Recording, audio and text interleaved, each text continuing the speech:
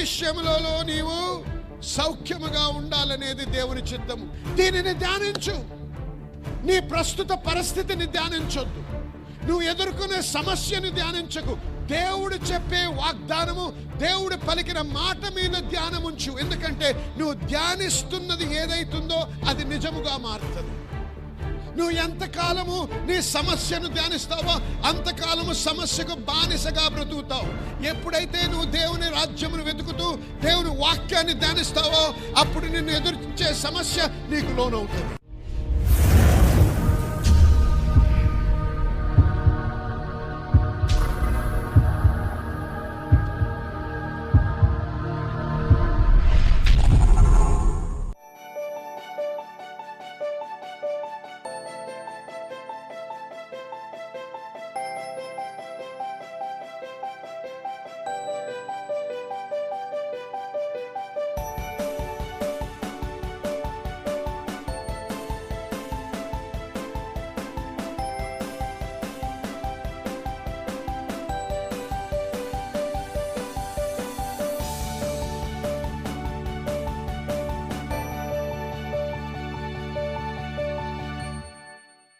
అందుకే ప్రజలారా వినండి, నేనేమన్నాను, ఈ పుస్తకము మన చేతిలో ఏదైతుందో ఇది మత సంబంధమైన పుస్తకము కాదు. ఆదివారం ముట్టే పుస్తకం కాదు. రాత్రింబగళ్ళు ధ్యానించే పుస్తకం ఇది. యెహోషువతో మాట్లాడుతూ అన్నాడు దేవుడు, యెహోషువ, మోషే చనిపోయాడు, ఇప్పుడు నీవు నాయకుడు.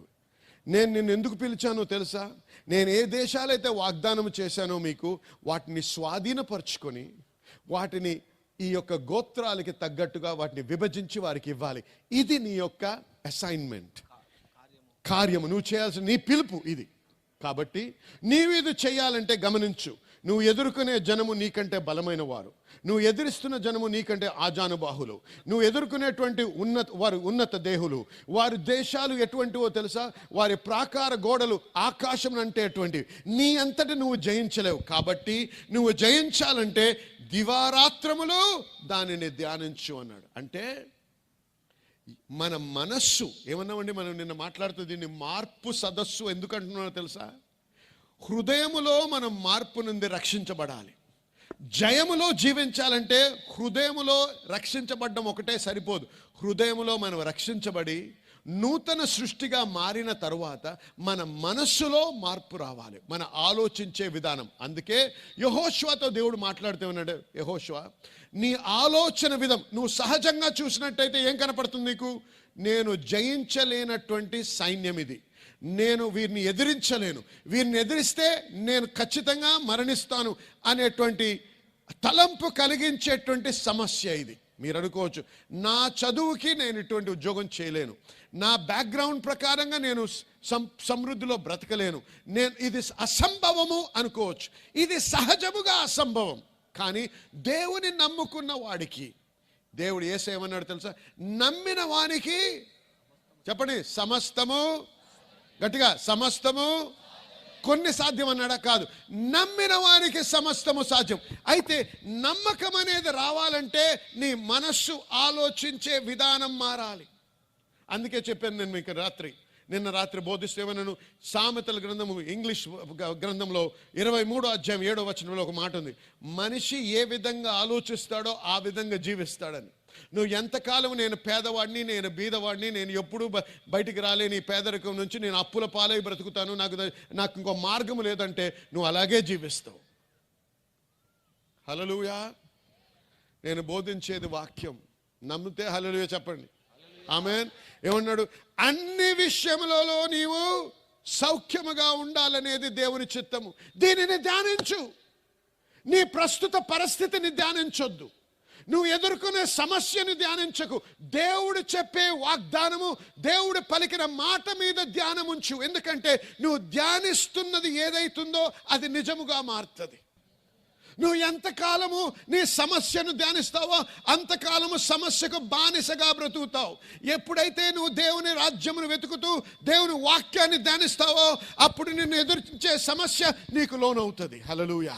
కాబట్టి నువ్వు ఇవాళ చెప్పుకో, దేవుని యొక్క చిత్తం ఏంటో తెలుసా? నీ పట్ల సమృద్ధిలో బ్రతకడం. దేవుని యొక్క చిత్తం ఏంటో తెలుసా? నువ్వు అన్ని విషయములో నీ ఆత్మ వర్ధిల్లుచున్న ప్రకారము నువ్వు సౌఖ్యముగా బ్రతకాలనేది దేవుని చిత్తము. హల్లెలూయా. అబ్రహాముని పిలుస్తూ దేవుడు ఏమన్నాడు తెలుసు? ఒక మాట అన్నాడు, నిన్ను నేను ఆశీర్వదించనై ఉన్నాను. ఎందుకో తెలుసా? లోకమంతటిని ఆశీర్వాదకరంగా మార్చడానికి, నీ ద్వారా లోకాన్ని ఆశీర్వదిస్తాను అన్నాడు దేవుడు. హల్లెలూయా. కాబట్టి ఈ ఐశ్వర్యము, ఈ సమృద్ధి, ఈ సంతృప్తి, ఈ సమాధానము దేవుడు మనకు ఎందుకు ఇవ్వాలని ఉద్దేశిస్తున్నాడు? అది లేని వారికి యేసయ్య పేరుట వారికి రుచి చూపించడానికి. ఆమేన్. హల్లెలూయా. చూసారా? కాబట్టి జనులారా వినండి, దేవుని యొక్క చిత్తము మనము ఎరగకపోతే మనకు విశ్వాసం ఉండడం చాలా కష్టం. నిజమైనటువంటి దేవుని యొక్క వాక్యము ఎన్నడూ కూడా మారదు. నిన్న నేడు నిరంతరం ఏకరీతిగా ఉండేది దేవుని యొక్క వాక్యం. ఆమేన్. దేవుని వెలుపల నిజమైనటువంటి ఐశ్వర్యం ఉండదు. దేవుడిచ్చే సమృద్ధియే నిజమైన సమృద్ధి. దేవుడు లేకుండా కూడా చాలా మంది డబ్బు సంపాదిస్తారు. అవునా కాదా చెప్పండి? చూస్తున్నారా లేదా మీరు?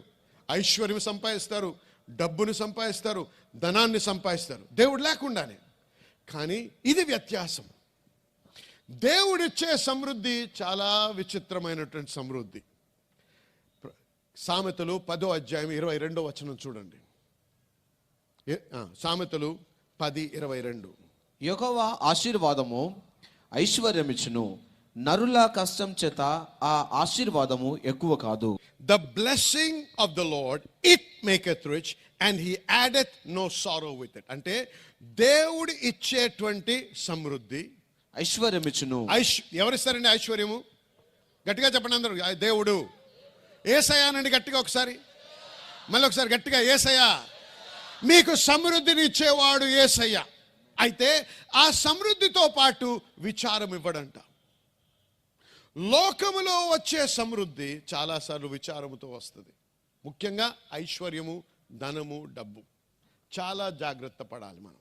ఎందుకంటే వినండి, మనం ఎప్పుడైనా సమృద్ధి గురించి మాట్లాడినప్పుడు సమృద్ధి అనే పదం వాడగానే, లేకపోతే ఐశ్వర్యం అనే పదం వాడగానే మొట్టమొదట మనకి తలంపుకు వచ్చేటువంటి తలంపు డబ్బు, లేకపోతే బంగారము, లేకపోతే వెండి. సరే, అది కూడా సమృద్ధిలో ఒక పాలు భాగమే. కానీ వినండి ఒక మాట, మీకు చాలా ధనం ఉందనుకోండి, ఒక వ్యక్తికి చాలా డబ్బు ఉంది, చాలా ఐశ్వర్యవంతుడు, బంగారం ఎంత ఉందో లెక్క లేదు, డబ్బు ఎంత డబ్బు ఉందో బ్యాంకులో లెక్క లేదు. ఒకరోజు హాస్పిటల్కి వెళ్తే అనుకోకుండా ఒక డాక్టర్ ఆయన ఫ్రెండ్ ఒకసారి పరీక్ష చేద్దామండి అన్నాడు. పరీక్ష చేసి, అయ్యి బాబోయ్ మీకు క్యాన్సర్ ఉందండి, మీరు 3 నెలలే బ్రతుకుతారు అని చెప్పాడు. అది ఐశ్వర్యమా చెప్పండి? చాలా ధనవంతుడు, చాలా ఐశ్వర్యవంతుడు అయినటువంటి పేదవాడు. దేనిలో పేదవాడు?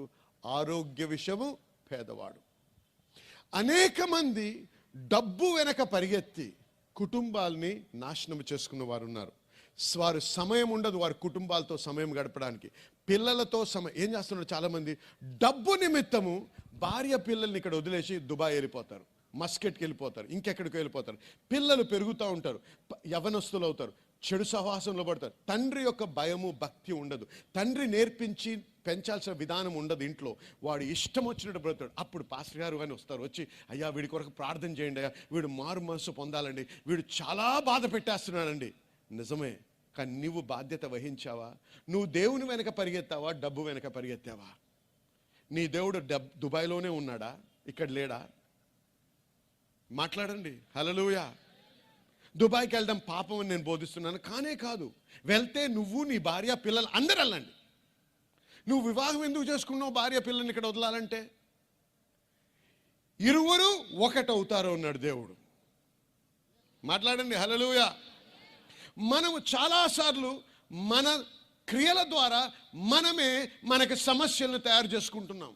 మన అజ్ఞానపు డెసిషన్స్ ద్వారా, తీర్మానాల ద్వారా మనమే, సాతానక్కర్లేదు, మనమే శత్రువులుగా మారుతున్నాం. మనకే సమస్యలు తయారు చేసుకుంటాం. జ్ఞానము వాడాలి. దేవుడిని వెంబడిస్తే ఇక్కడే నువ్వు గొప్పగా దీవించబడగలవు. తప్పిసారి దేవుడేదో మతిమరుపు పొంది నిన్ను భారతదేశంలో పుట్టించలేదు, ఒక ఉద్దేశంతో సృష్టించాడు. కాబట్టి దాని నిమిత్తం సనుక్కోక, అయ్యో నాకు తెల్లతోలుండి నేను అమెరికాలో పుట్టుంటే ఎంత బాగుండేదని. దేవుడు మర్చిపోయి అకస్మాత్తుగా ఏదో పొరపాటు నిన్ను ఇక్కడ పుట్టించలేదు. దేవుడు ఎవరిని సృష్టించినా ఒక ఉద్దేశంతో సృష్టించాడు. ఆ ఉద్దేశం నువ్వు తెలియదు కాబట్టే నువ్వు పరిగెడతా ఉన్నావు ఇంకెక్కడికో. హల్లెలూయా, హల్లెలూయా. వింటున్నారా? ఐశ్వర్యము అంటే ఉట్టి చాలా డబ్బు ఉండడం కాదు. కొద్దిమందికి చాలా డబ్బు ఉంటుంది, డబ్బు వెనక పరిగెత్తి యవ్వన కాలం అంతా భార్యని పిల్లల్ని వదిలేసి పనిచేసి రాత్రింబగలు పనిచేసి భార్య వచ్చి, అయ్యా కొద్ది సమయం నాతో గడపండి, అసలు పిల్లల పంక మీరు పట్టించుకోవడం లేదు, మాకున్న సమస్యలు మీరు ఎరగటం లేదు, మీరు ఎప్పుడు చూసినా వ్యాపారం వ్యాపారం వ్యాపారం అని పరిగెడతానే ఉంటారు అంటే నాకు సమయం లేదంటారు. ఒకరోజు ఇంటికి వచ్చేటప్పటికి భార్య ఉండదు. ఎక్కడికి వెళ్ళిందంటే ఇంకెవడో వచ్చి వివాహం చేసుకున్నాడు ఆమె. హల్లెలూయా. నీకు టైం లేదు. మరి ఎటువంటి అనుభవాలు ఉన్నాయా లేదా చెప్పండి, మీరే మాట్లాడండి. పిల్లలు ఉండరు, మీరు చాలా భవనాలు కట్టి చాలా అధికమైన ఆస్తి సంపాదించి ఇంటికి ఆ రోజు రాత్రి వచ్చినప్పుడు ఒంటరిగా ఉంటే అది సమృద్ధా? నీ భార్య నిన్ను వదిలేసి నీ పిల్లలు నిన్ను ప్రేమించరు, అది సమృద్ధా? కాదు. దేవుడిచ్చే సమృద్ధి ఉట్టి డబ్బు కాదండి. దేవుడిచ్చే సమృద్ధి ఎటువంటిదో తెలుసా? ముందుగా సంతోషము, సమాధానము, సంతృప్తి. ఎందుకు జీవిస్తున్నానో ఆ కర్తవ్యాన్ని నేను పరిపూర్ణం చేస్తూ నేను అప్పుడు దీనితో పాటు ఐశ్వర్యాన్ని ఇస్తాడు. హల్లెలూయా. దీనితో పాటు కావలసిన ధనాన్ని ఇస్తాడు. నిన్ను ఎందుకైతే పిలిచాడో అది పరిపూర్ణం చేయడానికి కావలసిన ధనమంతా కూడా నీకు అనుగ్రహిస్తాడు. హల్లెలూయా. ఇది దేవుని యొక్క సమృద్ధి. దేవుని యొక్క సమృద్ధిని అనుభవించాలంటే నీవు నీ భార్యని పిల్లల్ని మర్చిపోవాల్సిన అవసరం లేదు. నీ కుటుంబంలో నీకు కలతలు రావాల్సిన అవసరం లేదు. దేవుడు అన్ని విషయాల్లో, మరి ఏమన్నాడు, అన్ని విషయములలో నువ్వు సౌఖ్యముగా ఉండాలి. హల్లెలూయా. ఇది దేవుని చిత్తం. అయితే ఈ సమృద్ధి గల స్థానాలకి నేను ఎలా వెళ్ళగలను? ఈ సమృద్ధిలోకి నేను ఎలాగా ప్రవేశించగలను? రిమెంబర్, ఒకటి ఆలోచించండి, గమనించండి. నీ బలము, నీ చదువు, నీ పలుకుబడి, నీ పేరు ప్రఖ్యాతులు ఏవి కూడా ఈ మంచి స్థలానికి నిన్ను తీసుకెళ్ళలేవు. మనం ఏం చదివాము? ద్వితోపదేశకాండం 8వ అధ్యాయం 7వ వచనంలో, నీ దేవుడైన యెహోవా నిన్ను మంచి దేశంలో ప్రవేశపెట్టును. హల్లెలూయా. హల్లెలూయా. ఎవరు తీసుకెళ్తారండి? నా చదువు కాదు, నా జ్ఞానము కాదు, నా యొక్క పలుకుబడి కాదు, దేవుడే నన్ను ఆ స్థలానికి తీసుకెళ్తాడు. ఆమేన్, ఆమేన్. కాబట్టి ప్రోత్సహించబడండి. మీ చదువు సంధ్యలు ఎంతున్నా, మీరు ఎటువంటి స్థితి నుంచి వచ్చినా, ఏ పట్టణంలో మీరు జీవిస్తున్నా, మిమ్మల్ని దేవుడు సమృద్ధిలోకి నడిపించడానికి సిద్ధంగా ఉన్నాడు. కానీ మీరు వెళ్ళడానికి సిద్ధంగా ఉన్నారా లేదా మిమ్మల్ని మీరు ప్రశ్నించుకోండి. నేను చదువుకుని ఉంటే, నేను ఆ దేశంకి వెళ్ళి ఉంటే, నేను అది చేసి ఉంటే, ఈ వ్యాపారంలో ఉంటే, ఆ ఉద్యోగం వచ్చి ఉంటే, ఇది చేసి ఉంటే, చేయలేదు కాబట్టి అనవసరంగా వాటి మీద సమయం గడపకండి. ధ్యానించి నువ్వు ఎక్కడున్నావో అక్కడ నువ్వు ఎక్కడున్నాను తెలుసుకొని, దేవా నన్ను నేను మీకు అప్పగించుకుంటున్నాను, నన్ను నడిపించండి మీ సమృద్ధిలో, కానీ మిమ్మల్ని మీరు లోపర్చుకోండి దేవునికి. మొట్టమొదటి మెట్టు, దేవుడు యెహోవా వారిని నడిపించాడంటే మొట్టమొదటిగా వారు ఏం చేయాలండి? దేవునితో కనెక్ట్ అవ్వాలి. అందరూ చెప్పండి, కనెక్ట్ అనండి. గట్టిగా చెప్పాలి, కనెక్ట్. అంటే అనుసంధానం అవ్వాలి. నీ మనస్సుని ధనము నుంచి, సమృద్ధి మీద నుంచి తీసేసి, సమృద్ధి, ఐశ్వర్యము, డబ్బు వీటి మీద ఆలోచించకు. దేన్ని ఆలోచించాలో తెలుసా? దేవునితో ఏ విధంగా నేను సన్నిహిత సంబంధం కలిగి మంచి అనుబంధంలో నేను ఎలా బ్రతకాలి అనేది నీ ధ్యాస అయి ఉండాలి. ఎందుకో నేను ఒక మాట అన్నాను, మనము డబ్బు వెనక వెళ్ళకూడదు, మనము ఐశ్వర్యం వెనక వెళ్ళకూడదు, అది మనల్ని వెంబడించాలి. హల్లెలూయా. నీవు దేవుణ్ణి వెంబడిస్తే సమృద్ధి నిన్ను వెంబడిస్తుంది. అందుకే యేసయ్య ఏమన్నాడు తెలుసా? దేవుణ్ణి, ధనాన్ని, ఇరువురిని నువ్వు సేవించలేవు. అయితే దేవుణ్ణి సేవించాలి, లేకపోతే ధనాన్ని సేవించాలి. ఆమేన్. సమృద్ధిని సేవించాలి కాదు. మనము దేవుణ్ణి ఆరాధిస్తాం, దేవుణ్ణి వెంబడిస్తాం, అప్పుడు సమృద్ధి మనకు లోబడి మనల్ని వెంబడిస్తుంది. హల్లెలూయా, హల్లెలూయా. అనేకమైనటువంటి ఉదాహరణలు వాక్యంలోనే, మనకి సమయం లేదు అవన్నీ చూడడానికి. కానీ ఇప్పుడు ఆదికాండము 12 మొదటి 3 వచనాలు. యెహోవా నీవు లేచి నీ దేశము నుండి, నీ బంధువుల యొద్ద నుండి, నీ తండ్రి ఇంట నుండి బయలుదేరి నేను నీకు చూపించు దేశంనకు వెళ్ళుము. నిన్ను గొప్ప జనముగా చేసి నిన్ను ఆశీర్వదించి నీ నామమును గొప్ప చేయుదును. నీవు ఆశీర్వాదముగా నుందువు. హల్లెలూయా. నిన్ను ఆశీర్వదించు వారిని ఆశీర్వదించదును, నిన్ను దూషించు వారిని శపించదును. భూమి యొక్క సమస్త వంశములు నీ యందు ఆశీర్వదించబడును. హల్లెలూయా. హల్లెలూయా. దేవుడు అబ్రహాము దగ్గరికి వచ్చాడు. అబ్రహాం దేవుని దగ్గరికి వెళ్ళలేదు. దేవుడు అబ్రహాం దగ్గరికి వచ్చి అబ్రహాంతో అంటున్నాడు, అబ్రహామా, నీవు నన్ను, నీ కుటుంబాన్ని, నీ గృహాన్ని, నీ దేశాన్ని వదిలి నన్ను వెంబడించినట్టయితే, హల్లెలూయా, వింటున్నారా జాగ్రత్తగా, నన్ను వెంబడించినట్టయితే, నేను ఎక్కడ పంపిస్తే అక్కడ వెళ్ళడానికి నువ్వు సిద్ధపడి నువ్వు వెళ్ళినట్టయితే, నేను నిన్ను ఆశీర్వదించి గొప్ప జనముగా మార్చి నిన్ను దీవించి అనేకులకి దీవెనకరంగా మారుస్తానని దేవుడు వాగ్దానం ఇస్తున్నాడు. నిజమైనా కాదా చెప్పండి, ఆమేన్. అయితే వినండి, ఇక్కడ కొద్దిమంది అంటారు, యేసయ్యను నమ్ముకున్నప్పటి నుంచి నాకు నాశనమే అవుతుందండి అని. నువ్వు ఏ యేసయ్యను నమ్ముతున్నావో నాకు తెలియదు. ఇక్కడ వాక్యం ఏం చెప్తున్నా, యేసయ్యను నమ్ముకుంటే సమృద్ధిలోకి వెళ్తామని. హల్లెలూయా. మతమని వెంబడిస్తే గోతులో పడతావు, యేసయ్యను వెంబడిస్తే సమృద్ధిలోకి వెళ్తావు. హల్లెలూయా, ఆమేన్. కాబట్టి గమనించండి, ఇక్కడ నీవు సమస్తము వదిలి నన్ను వెంబడించు అన్నాడు దేవుడు. నేను ఎప్పుడూ దేవుని సేవలో రావాలని ఆలోచించలేదండి నా జీవితంలో. మా నాన్న ఒక చీఫ్ ఇంజనీర్గా పనిచేశారు ఇరిగేషన్ డిపార్ట్మెంట్లో. మా తాత ఒక మెడికల్ డాక్టర్, చాలా పేరు పొందినటువంటి ఆయన. నేను పెరిగింది చాలా సుఖమైనటువంటి జీవితంలో పెరిగాను. ఎప్పుడు కూడా మా తల్లి వైపు కానీ మా తండ్రి వైపు కానీ ఎవరూ సేవలో లేరు. నాకు ఏ ఉద్దేశము లేదు సేవలోకి రావాలని. అటువంటి సమయంలో నేను డాక్టర్ అవ్వాలని ఎంతగానో ఆశపడ్డాను. ఎందుకంటే నేను చదువుకుతున్న కాలంలో నా స్కూల్లో ఒక పుస్తకం చదివాం, ఒక వ్యక్తి మీద. ఆయన పేరు డాక్టర్ ఆల్బర్ట్ ష్వైట్జర్. ఆ స్విట్జర్లాండ్కి చెందినటువంటి ఈ డాక్టరు ఆఫ్రికా దేశానికి వెళ్ళి దేవుని యొక్క సేవకునిగా అక్కడ పనిచేశాడు. అక్కడ ఆయన కథ చదివినప్పుడు నేను ఎంతగానో ప్రోత్సహించబడ్డాను. కాక మా తాత డాక్టరు కాబట్టి ఇవన్నీ చూసినప్పుడు నేను డాక్టర్ అవ్వాలనే ఆశతో నేను డాక్టర్కి అప్లై చేశాను. చాలా వేల కొలది మంది రాశారు పరీక్ష. దాంట్లో నేను సెలెక్ట్ అయ్యాను వెల్లూరు మెడికల్ కాలేజ్లో. ఇప్పుడు కూడా నా పేరు అలుమినాయ్ మీద ఉంది, కానీ నేను డాక్టర్ని అవ్వలేదు. హల్లెలూయా.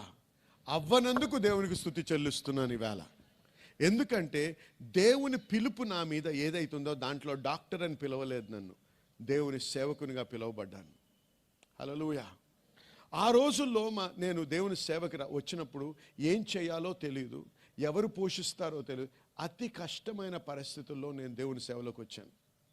వచ్చి ఆ సేవ చేస్తున్నప్పుడు చాలా తక్కువ మొత్తం వచ్చేది, నాకు కష్టం ఉండేది. కానీ వినండి, ఎడారిలోంచి నడిపించాడు దేవుడు. ఎక్కడ తీసుకెళ్ళడానికి? పాలు తేనెలు ప్రవహించే దేశాన్ని. వినండి మాట, దేవుడు వాగ్దానం చేస్తున్నాడు. ఏమని? సమృద్ధి గల మంచి దేశానికి తీసుకెళ్తానన్నాడు. కానీ ఒక మాట చెప్పడం లేదు, ఆ స్థలానికి వెళ్ళాలంటే ఎడారిలోంచి వెళ్ళాలని. అక్కడే చాలామంది మరణిస్తున్నారు. ఎడారిలో అడుగు పెట్టినప్పుడు, ప్రభా నువ్వేమో సమృద్ధి అన్నావు, ఇదేంటయ్యా అని చెప్పి ప్రశ్నించి అనేక మంది చనిపోయినట్టు ఎడారిలో చనిపోతున్నారు చాలామంది, ఆ మంచి దేశాన్ని అనుభవించకుండానే. అయితే దేవుని పిలుపు నా మీద వచ్చింది. దేవుని అదొక పెద్ద కథ, అవన్నీ చెప్పాలంటే ఏమైందో ఎలాగైందో అదంతా. కానీ ఒక అద్భుత రీతిగా దేవుడు నన్ను దేవుని సేవకు పిలిచాడు.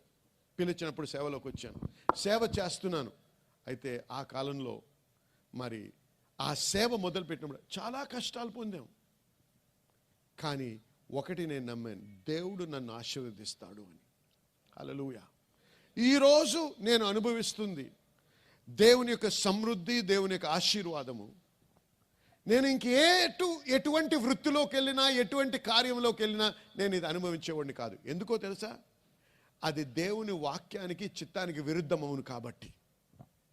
ఆమేన్. కాబట్టి నువ్వు ఆ సమృద్ధిలోకి వెళ్ళాలంటే యేసయ్యను నువ్వు వెంబడించాలి. అన్నీ వదిలి నన్ను వెంబడించు అన్నాడు. ఆమేన్. దేవుడు పిలిచే పిలుపు ఈ రోజు కూడా మారలేదు. నీ యొక్క సిలువ మోసుకొని నన్ను వెంబడించు అన్నాడు యేసయ్య. ఇక్కడ ఏమన్నాడు దేవుడు అబ్రహాముతో? నీ సమస్తాన్ని వదిలి నన్ను వెంబడించు. నన్ను వెంబడిస్తే నిన్ను గొప్పగా ఆశీర్వదిస్తాను, నీ నామము గణపరుస్తాను, నిన్ను గొప్ప జనాంగంగా మారుస్తాను, నిన్ను దీవిస్తాను, అనేకులకి ఆశీర్వాదకరంగా మారుస్తాను అన్నాడు దేవుడు. హల్లెలూయా. అయితే ఒక షరతు, ఇవన్నీ నేను చేస్తాను, కానీ నువ్వేం చేయాలి? అన్నీ వదిలేయాలి, నా వెంట రావాలి. ఏమన్నా మనం మొట్టమొదటి విషయం ఏమైనా కనెక్ట్. మళ్ళీ చెప్పండి, గట్టిగా చెప్పండి. కనెక్ట్. అనుబంధంలోకి రావాలి, దేవునితో ఒక సంబంధంలోకి రావాలి, ఒక నూతనమైన సంబంధంలోకి రావాలి. మతము కాదు ఇది,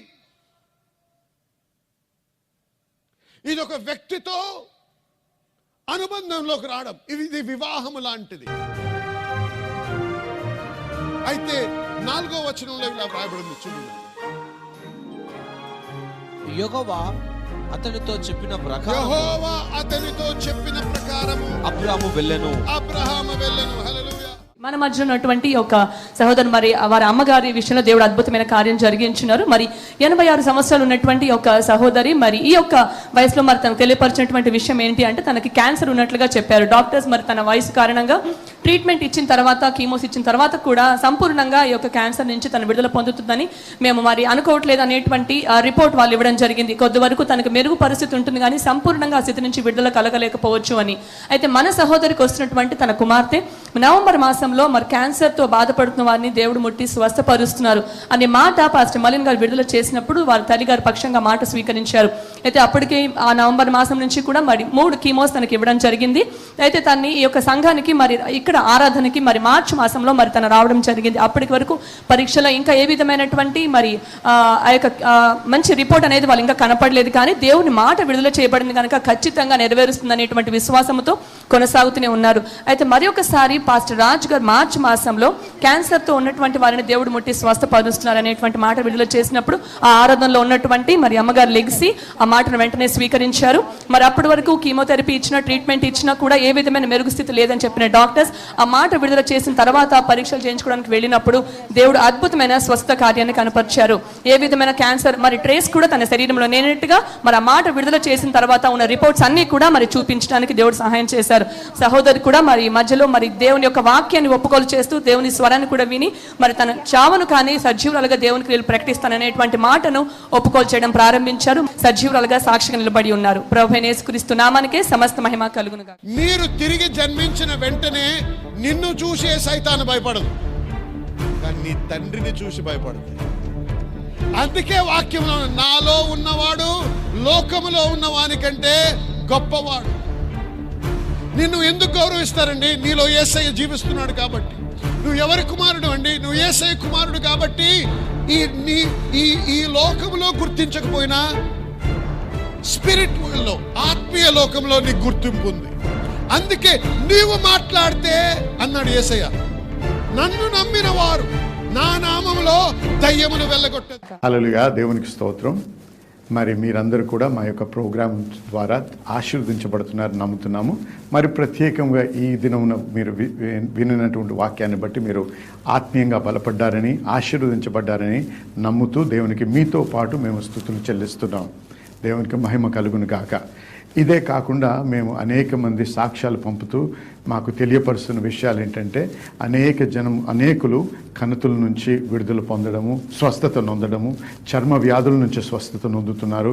దీర్ఘకాలపు నొప్పుల నుంచి, మరి అది ఆర్థరైటిస్ అవ్వచ్చు, లేకపోతే థైరాయిడ్ అవ్వచ్చు, ఇటువంటి వాటి నుంచి కూడా వారు స్వస్థత పొందారని మాకు సాక్ష్యాలు పంపుతున్నారు. వారందరిని బట్టి దేవునికి స్తుతి చెల్లిస్తున్నాం. దేవుడు చేస్తున్న మహత్కార్యాలను బట్టి మరి దేవునికి ఘనత మహిమ కలుగును గాక. మరి ఈ దినమున ఈ ప్రోగ్రాం ముగించక ముందు మీలో ఇంకా అనేక మంది అస్వస్థతగా ఉన్నారని మాకు తెలుసు. మరి మీ కొరకు ప్రత్యేకించి ప్రార్థన చేయాలని నేను ఆశిస్తున్నాను. కాబట్టి ఈ క్షణం మీతో పాటు ఏకీభవించాలని ఆశిస్తున్నాను. కాబట్టి మీరు ఎక్కడ మీకు నొప్పి ఉన్నా, ఎక్కడ అనారోగ్యం ఉన్నా అక్కడ ఒక చేయి పెట్టుకోండి, ఇంకో చేయి ఆ టీవీ మీద ఉంచండి. మనం కలిసి ప్రార్థన చేద్దాము.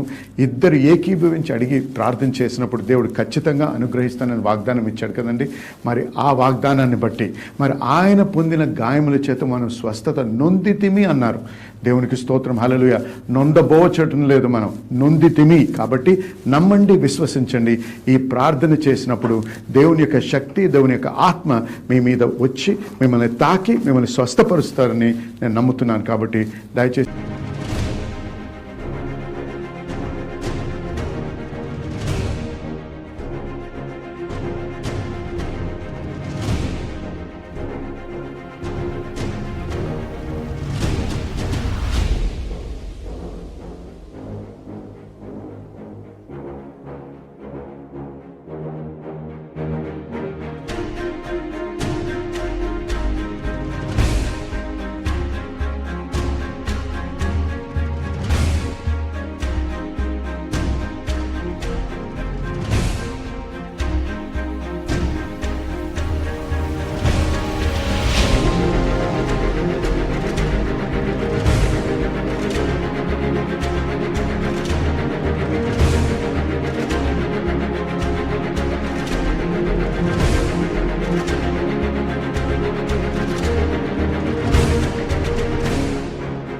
ఏకీభవించండి. ఇప్పుడు ప్రార్థన చేద్దాం. పరిశుద్ధ దేవా, మీకు స్తుతి చెల్లిస్తున్నాం, మీకు మహిమ కలుగును గాక. ఈ సమయంలో ప్రతి బిడ్డ ఎవరైతే నాతో ఏకీభవిస్తున్నారో, ఎవరైతే అనారోగ్యంతో అస్వస్థతతో బాధపడుతున్నారో, ఎవరైతే సాతాను యొక్క బంధకములో ఉండి వాటి నుంచి విడుదల పొందలేని మరి బంధించబడిన స్థితిలో ఉన్నారో వారందరి నిమిత్తం ప్రార్థన చేస్తున్నాం. ఈ సమయంలో ప్రభా యేసు నామములో ప్రతి విధమైన అనారోగ్యాన్ని, నొప్పులను, చర్మ వ్యాధులను, మరి ఆర్థరైటిస్ని, థైరాయిడ్ని, రకరకాలైన బాధల నుంచి విడుదల కలుగును గాక అని యేసు నామములో ఆజ్ఞాపిస్తున్నాం ప్రభా. ఎందుకంటే మీరు ఇచ్చిన వాగ్దానాన్ని బట్టి, మీ వాక్యాన్ని ఆధారపడి ప్రభా మీకు స్తుతి చెల్లిస్తున్నాం. మీ వాక్యమును బట్టి, మీరు పొందిన గాయములు బట్టి ప్రభా మీ బిడ్డలు ఈ క్షణమే స్వస్థత నొంది తీరి ప్రభా. కాబట్టి మీకు స్తుతి చెల్లిస్తున్నాం. మీకే మహిమ కలుగును గాక. మీకు స్తోత్రం. హల్లెలూయా. ఏకీభవించిన వారందరూ కూడా నాతో పాటు ఆమేన్ చెప్పండి. హల్లెలూయా. నేనైతే నమ్ముతున్నాను మీరందరూ కూడా స్వస్థత నొందారని. మీరు పొందినప్పుడు, అది అనుభవించినప్పుడు మరి ఏమాత్రం ఆలస్యం చేయకుండా మా నంబర్లు మీకు కనపడుతూ ఉంటాయి, మా ఫోన్ నంబర్లు, వాటికి ఫోన్ చేయండి, మాకు తెలియపరచండి. మీతో పాటు మేము కలిసి దేవుణ్ణి స్తుతించడానికి మాకు మంచి అవకాశాన్ని కలిగించండి. మీకు దేవునికి స్తోత్రము, మహిమ కలుగును గాక. మళ్ళీ మనం తిరిగి మీతో ప్రార్థన చేయడానికి మరొకసారి దేవుడు తరుణం ఇచ్చిన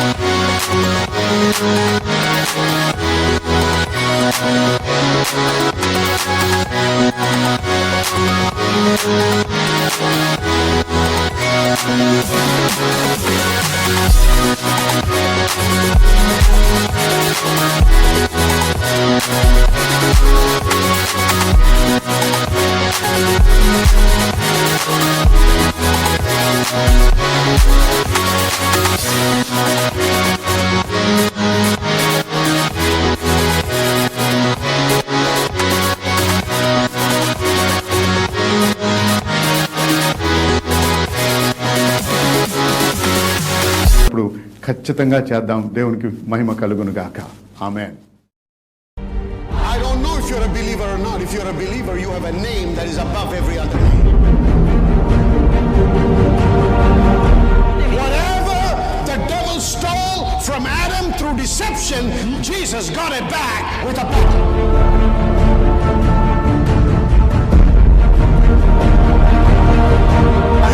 Say, God, take me, please take me, I can't handle this. That's the cry of a defeated person. I can't handle this anymore, God, please take me away. I'm a waste, Lord. I'm a burden to this man. I'm a burden to my family. I'm a burden. Hey, get up, wake up. If you're still alive, that means God thinks you're valuable and God needs you here. You better wake up and find out why you're still alive and do something for God's glory rather than sit in a corner and cry and say, take me, Lord. Don't be a friend of the devil. Be a child of God who lives in victory. Somebody shout amen.